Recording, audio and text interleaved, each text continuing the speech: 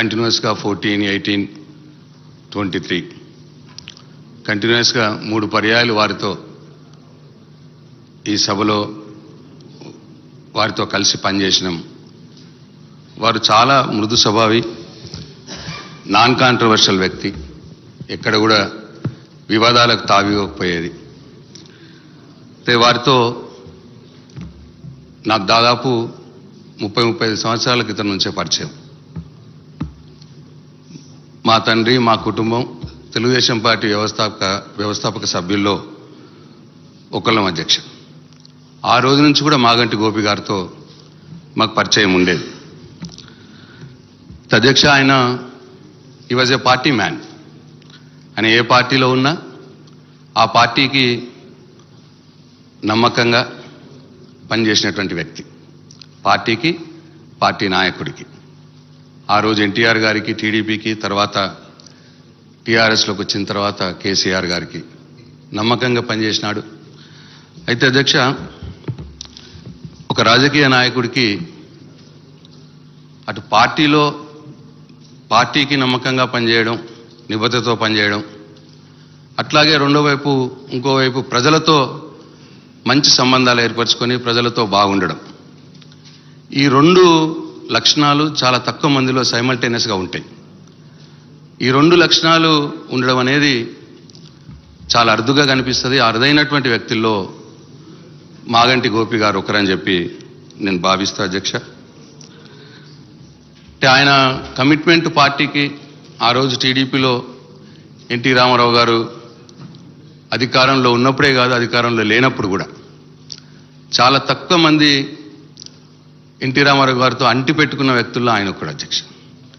ఆ రోజుల్లో మేము చూసేది,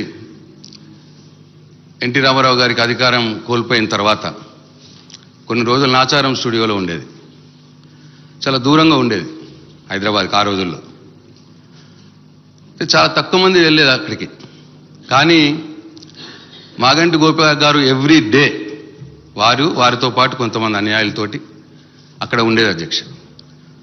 వారితో పాటు ఆ రోజుల్లో సాయిబాబా, స్పోర్ట్స్ రామ్మోహన్, ఇట్లా కొద్ది మందిలో మేము కూడా చాలా ఎక్కువ సందర్భాల్లో అక్కడ ఉండేది అధ్యక్ష. అట్లా ఆ రోజుల్లో కలిసి ఉన్న వ్యక్తులం, ఆ రోజుల్లో ఆలోచనలు పంచుకున్న వ్యక్తులం. అట్లా తర్వాత మేము టీఆర్ఎస్ అధికారంలో కోల్పోయిన తర్వాత కూడా అదే నిబద్ధతతోటి టీఆర్ఎస్ పార్టీకి కావచ్చు, కేసీఆర్ గారికి కావచ్చు, నిబద్ధతతోటి పనిచేసిన వ్యక్తి. సేమ్ హ్యాండ్ అట్లనే జుబ్లీహిల్స్ ప్రజలతో కూడా.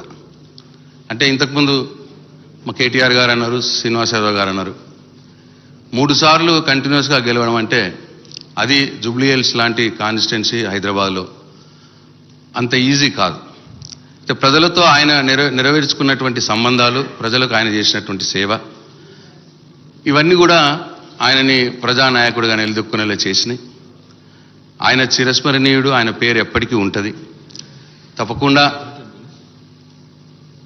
ఆయన లేని లోటుని ఆ కుటుంబానికి మా పార్టీ అండగా ఉండి, ఆ నియోజకవర్గ ప్రజలకి, ఆయన కార్యకర్తలకి, అందరికి కూడా ఆయన లేని లోటుని తీర్చే విధంగా మేము అండగా ఉంటామని మా కేటీఆర్ గారు చెప్పినారు. కాబట్టి మరొక్కసారి వారి కుటుంబానికి మా ప్రగాఢ సానుభూతిని వ్యక్తపరుస్తూ, ఆ నియోజకవర్గ ప్రజలకు కూడా వ్యక్తపరుస్తూ ఈ అవకాశం ఇచ్చిన నాకు ధన్యవాదాలు తెలియజేసుకుంటూ సెలవు తీసుకుంటాను. ఐ రిక్వెస్ట్ శ్రీ కాలేరు వెంకటేష్ గారు లాస్ట్. థ్యాంక్ యూ అధ్యక్ష. గౌరవనీయులు ముఖ్యమంత్రి గారు ప్రవేశపెట్టిన తీర్మానాన్ని బలపరుస్తూ మాగంటి గోపీనాథ్ గారు